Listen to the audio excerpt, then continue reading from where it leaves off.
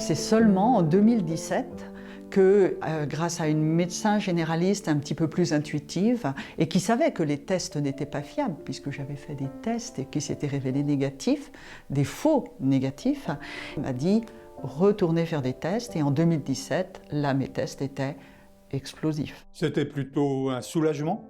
Beaucoup de malades décrivent, lorsqu'ils savent qu'ils ont la maladie de Lyme, un soulagement. C'est-à-dire que de mettre une étiquette Lyme sur la somme des maux qu'ils ont développés pendant quelquefois des années est effectivement un soulagement puisqu'ils sont reconnus comme malades, enfin reconnus comme malades. Pour ma part, puisque j'avais des connaissances sur la maladie de Lyme, je savais que j'étais dans un stade tardif, dans un stade lésionnel, et je savais que c'était une maladie extrêmement grave. Et par conséquent, ça n'a pas été un soulagement pour moi.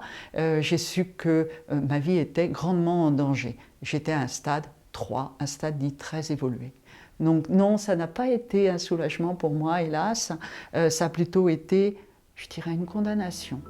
Votre formation scientifique vous a permis d'identifier la gravité de votre situation, mais elle vous a aussi aidé en vous donnant les moyens de tenter d'en savoir plus. Le fait que je sois scientifique de formation, je suis professeur de SVT, ça m'a permis tout de suite d'entrer dans les livres scientifiques médicaux sur Lyme et de comprendre facilement la biologie de la maladie de Lyme. Il y a 3 stades.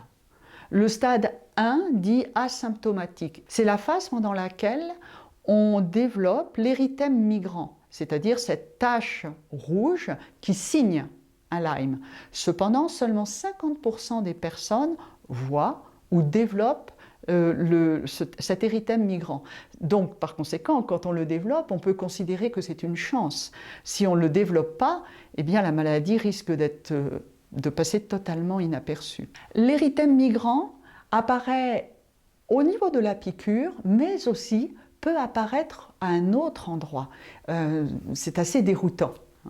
Donc 50% des personnes voient cet érythème migrant et au stade 1, c'est une maladie bénigne, c'est-à-dire que c'est une maladie qui peut être traitée très efficacement par 15 jours ou 3 semaines d'antibiotiques.